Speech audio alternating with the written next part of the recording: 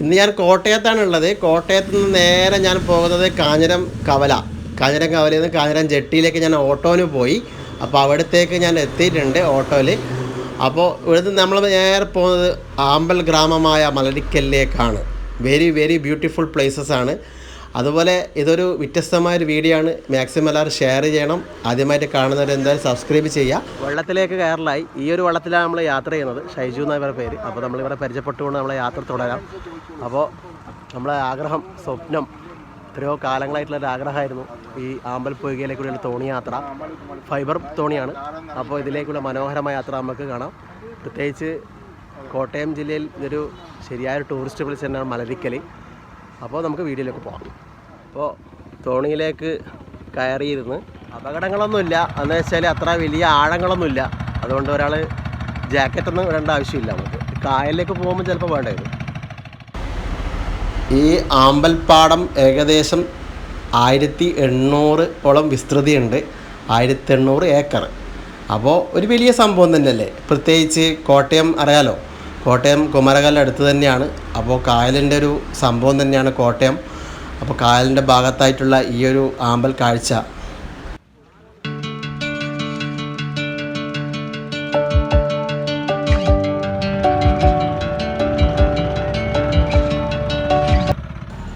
ഇവിടെ എത്തിയപ്പോൾ എനിക്ക് വേറൊരു ഗാനമാണ് ഓർമ്മ വന്നത്.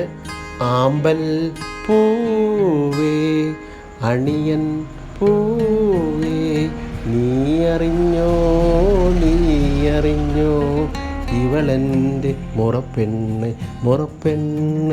കാവാലൻ ചുണ്ടെന്ന് പറഞ്ഞ സിനിമയ്ക്ക് വേണ്ടിയിട്ടുള്ള ദേവരാജ മാസ്റ്ററുടെ ഗാനമാണിത്. വയലാർ ദേവരാജൻ കോമ്പോയിലുള്ളതാണ്. അപ്പോൾ ഈ ഒരു ഗാനം ശരിക്കും പറഞ്ഞാൽ കവി ഉദ്ദേശിച്ചത് ഈ സ്ഥലത്ത് വന്നിട്ട് തന്നെ എഴുതിയെന്ന് എനിക്ക് തോന്നുന്നത്.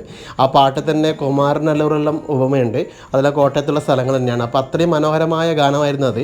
എനിക്ക് ഇവിടെ വന്നിട്ട് ആ ഗാനം ശരിക്കും സത്യം പറഞ്ഞാൽ ഓർമ്മ വന്നിട്ടുണ്ട്. അതുകൊണ്ട് ഞാൻ ആ പാട്ട് പാടിയിട്ട് തന്നെ ഇത് വീഡിയോയിൽ ചെയ്തത്. ഇവിടുന്ന് നമ്മൾക്ക് കാണുന്നതാണ് ഹൈലൈറ്റാണ്. ഇതാരും വന്നിട്ടാവും മിസ് ചെയ്യാൻ പാടില്ല. എന്നുവെച്ചാൽ ഇത് വേറെ തന്നെ ഒരു ഭംഗിയാണ്. ഞാൻ എക്സ്ട്രാ ചാർജ് കൊടുത്തിട്ടാണ് അങ്ങോട്ടേക്ക് പോകുന്നത്. ഈ തോണിയിലുള്ള യാത്ര തന്നെ മനോഹരം. അതിൻ്റെ അപ്പുറമാണ് ഈ കാഴ്ച. അതിൻ്റെ അപ്പുറമാണ് ഈ ഒരു കാഴ്ച എന്ന് പറയുന്ന പോലെ.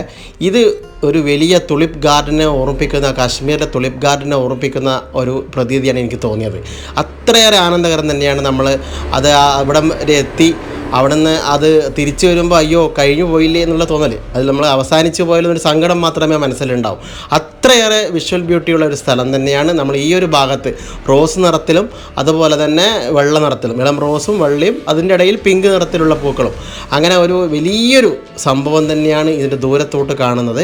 ഇത് കായലിൻ്റെ അടുത്തായിട്ട് വരുന്ന ഭാഗമാണ്. ഇത് അധികം ചിലപ്പം ഇത് എക്സ്ട്രാ ചാർജ് ഉള്ളത് കൊണ്ട് വരില്ല. പക്ഷെ ഞാൻ ഈ വീഡിയോ എടുക്കുന്നതുകൊണ്ട് നിങ്ങൾക്ക് വേണ്ടി ഞാൻ വന്നാൽ നിങ്ങൾക്ക് എന്തായാലും ഞാനിത് കാണിച്ച് തരണം. എന്നാലേ എനിക്ക് നിങ്ങളുള്ളൊരു കടപ്പാട് എന്ന രീതിയിൽ ഞാൻ ഇങ്ങോട്ടേക്ക് വന്നതാണ്. എനിക്കിത് വലിയൊരു സംഭവമായിട്ട് തന്നെ തോന്നിയത് ഇങ്ങോട്ട് വന്ന സമയത്ത്. എന്തൊരു ഭംഗിയാണ്. നമ്മുടെ കേരളത്തിൽ ഇങ്ങനെയൊരു സംഭവങ്ങളിൽ സത്യം പറഞ്ഞാൽ വ്ളോഗേഴ്സാണ് ഇത് കൂടുതൽ പരിചയപ്പെടുത്തിയതെന്ന് അവർ പറഞ്ഞിട്ടുണ്ട്. അതിന് മുന്നെല്ലാം ഇതാരും അങ്ങനെ അറിയില്ലായിരുന്നു. വല്ലപ്പോഴും പേപ്പറിലും മാത്രം വന്നു പോകുന്ന ഒരു സംഭവമാണ്. ശരിക്കും വ്ളോഗേഴ്സാണ് ഇത് അത്രയും രീതിയിൽ നല്ല രീതിയിൽ പ്രൊമോട്ട് ചെയ്തത്. അതിനെന്തായാലും ബിഗ് താങ്ക്സ് വ്ളോഗർമാർക്ക് നമുക്ക് കൊടുക്കാം.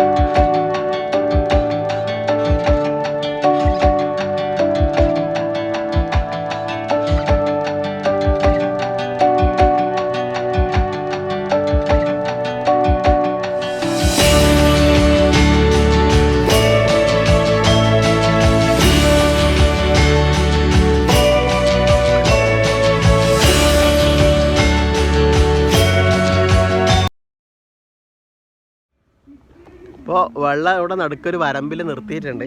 അപ്പോൾ ഞാൻ ഇറങ്ങിയിട്ടാൽ നമുക്ക് ശരിക്കും പിന്നെ നടക്കേണ്ട ദൂരമേ ഉള്ളൂ. പക്ഷേ നമ്മൾ പാൻറ് ഇട്ടിട്ട് വന്നാൽ നടക്കില്ല. ഒരു ചെറിയൊരു ഷോർട്ട്സെല്ലാം ഇട്ട് സാധാ ചെരുപ്പിട്ട് വന്ന് നമുക്ക് ഇറങ്ങിയിട്ട് നടന്ന് കളിക്കാം. ഇതിപ്പം നമ്മൾ ജീൻസ് പാൻറ്റും അതുപോലെ ഷൂവെല്ലാം ഇട്ടത് കൊണ്ട് നമുക്കിത് ഊരേണ്ട ഒരു ഇതും പിന്നെ ചളിയല്ലല്ലേ, അതുകൊണ്ടാണ് ഞാനത് ചെയ്യാണ്ടുന്നത്. അപ്പോൾ വരുന്നവർ അങ്ങനെയും കൂടി ചെയ്താൽ നമുക്ക് നടന്ന് കളിക്കാം. എന്ന് വെച്ചാൽ അര വരെ വെള്ളമുള്ളൂ, ചില സ്ഥലത്ത് മുട്ട് വരെയുള്ളൂ, അങ്ങനെയുള്ളൂ വെള്ളം.